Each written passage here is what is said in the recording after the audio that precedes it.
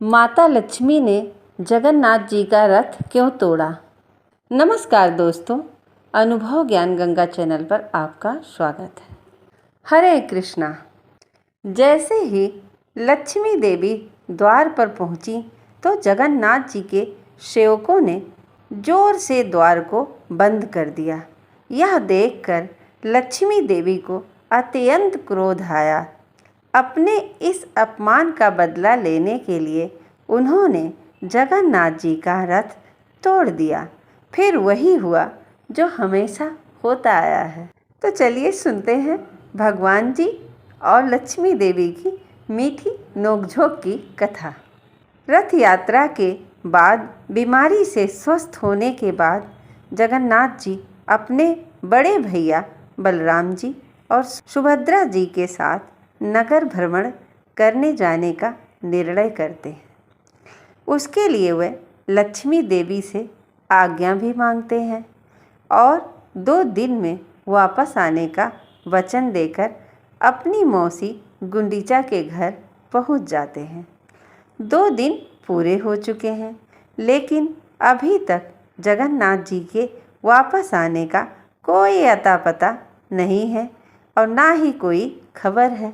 लक्ष्मी देवी बार बार द्वार पर जाकर प्रतीक्षा कर रही थी, लेकिन ना तो जगन्नाथ जी दिख रहे और ना ही उनके कोई सेवक। 3 दिन पूरे बीत गए और अब 4 दिन पूरे होने वाले हैं। लक्ष्मी जी के धैर्य का बांध अब टूट रहा था। ना तो जगन्नाथ जी आ रहे, ना ही उनके आने की कोई सूचना सुनाई दे रही है।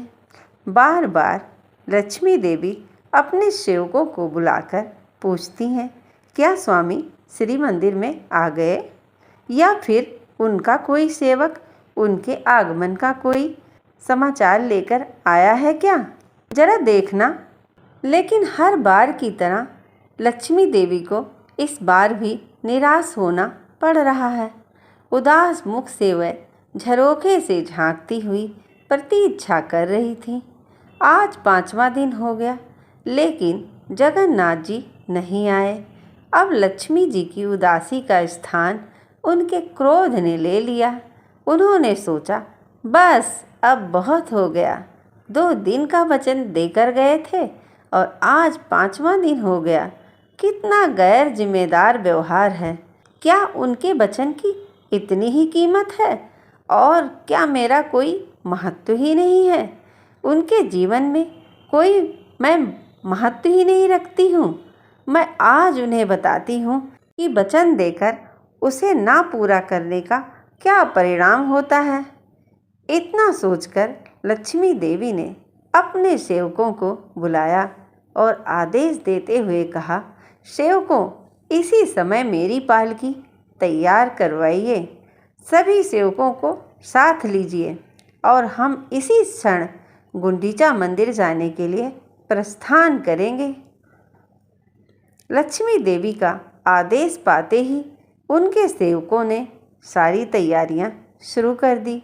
लक्ष्मी जी के लिए एक विशेष पालकी तैयार करवाई, उसे सजाया गया और अपने संपूर्ण ऐश्वर्य और ठाठ के साथ लक्ष्मी देवी पालकी में बैठकर मौसी गुंडीचा मंदिर जाने के लिए निकल गईं।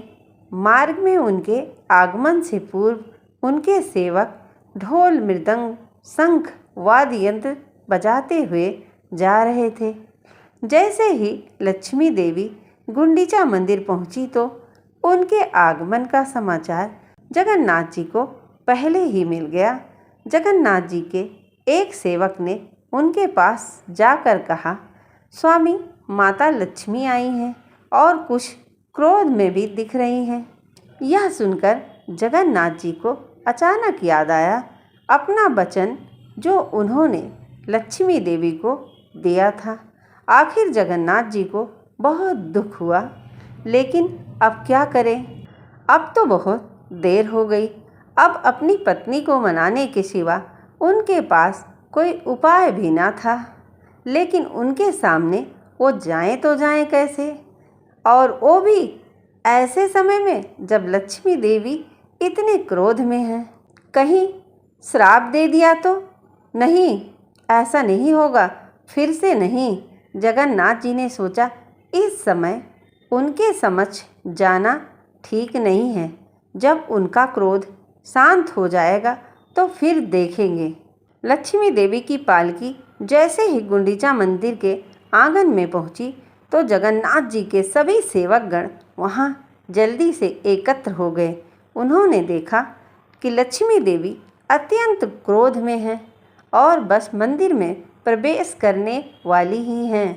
तभी जगन्नाथ जी के सेवकों ने मंदिर का द्वार जोर से खटाक से बंद कर दिया।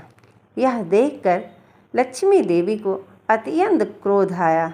उन्होंने सोचा, स्वामी आप यहाँ मेरे बिना ही अपने बड़े भैया और बहन सुभद्रा के साथ बड़े सुखपूर्वक रह रहे हैं। आपने मुझे वचन दिया था कि आप 2 दिन में वापस आ जाएंगे, लेकिन आज 5 दिन हो गए और आपको इस बात का थोड़ा सा भी विचार नहीं आ रहा कि मैं आपकी प्रतीक्षा कर रही होंगी। कोई बात नहीं, जैसे आपकी इच्छा। अब आप यहीं पर रहिए। यह सोचकर लक्ष्मी देवी ने अपने इस अपमान का बदला लेने के लिए अपने सेवकों को एक भयंकर आदेश दिया। उन्होंने कहा, यह रहा मेरे स्वामी का नंदी घोष रथ, तोड़ दो इसे। लक्ष्मी जी के सेवकों ने भी अपनी स्वामिनी का आदेश का पालन करते हुए जगन्नाथ जी का रथ तोड़ दिया और जगन्नाथ जी के सेवकों और लक्ष्मी जी के सेवकों के बीच में थोड़ी मार पिटाई भी हो गई। उसके बाद लक्ष्मी देवी वहाँ से वापस श्री मंदिर आ गईं, लेकिन इस बार वह मुख्य मार्ग से नहीं आईं। वह हेरा गौरी गली से आईं।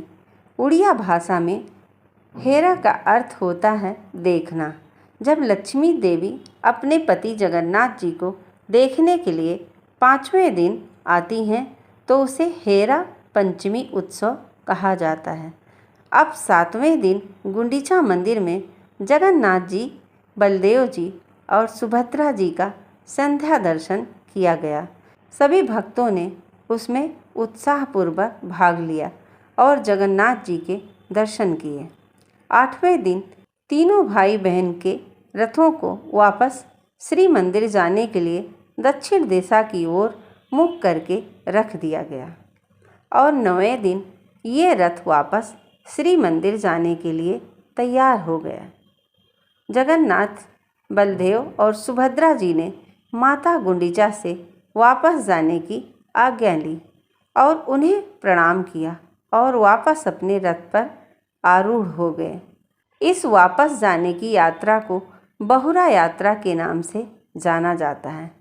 इसमें इतनी धूमधाम नहीं होती। अब देखिए, बलदेव और सुभद्रा जी का रथ तो सीधा द्वार तक आ जाता है, लेकिन जगन्नाथ जी सिंह द्वार जाने के पहले गणपति राजा के महल के द्वार पर कुछ देर खड़े रहते हैं और उसी समय लक्ष्मी जी के सेवक ये सूचना जाकर लक्ष्मी जी को देते हैं।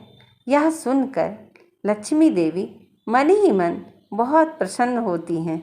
आखिर उनके स्वामी जो आ रहे हैं, वह श्री मंदिर से बाहर आकर चानी मंडप में आती हैं और फिर से रसोई घर से होकर भेंट मंडप में प्रवेश करती हैं और इस प्रकार 10 दिन बाद उन्हें अपने स्वामी के दर्शन होते हैं।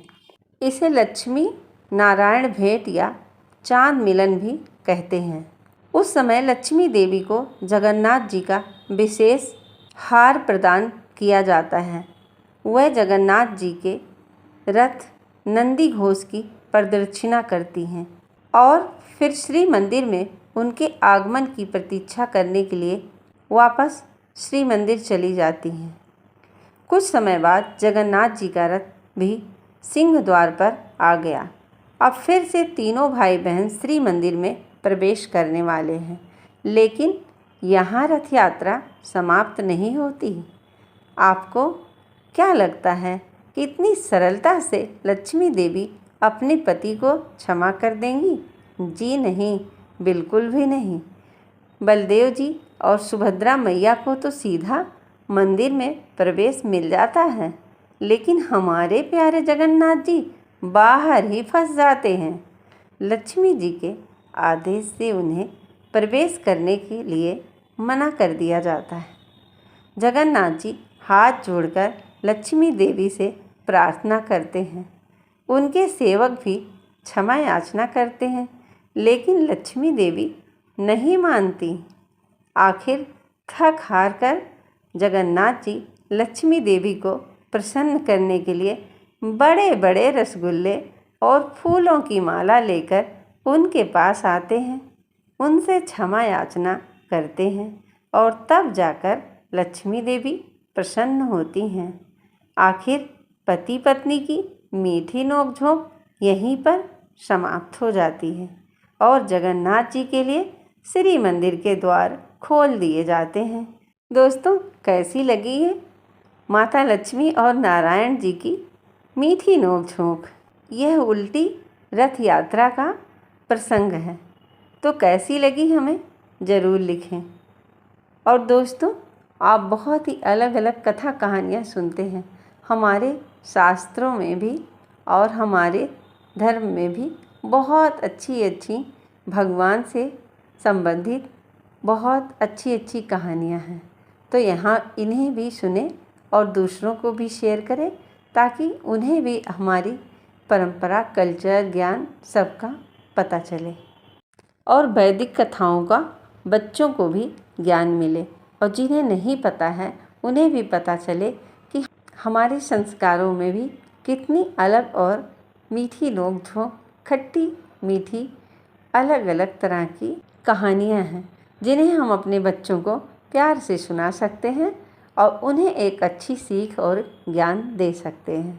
तो दोस्तों, अगर चैनल पर पहली बार आए हैं, चैनल को सब्सक्राइब ज़रूर कर लें, बेल आइकन को भी प्रेस करें।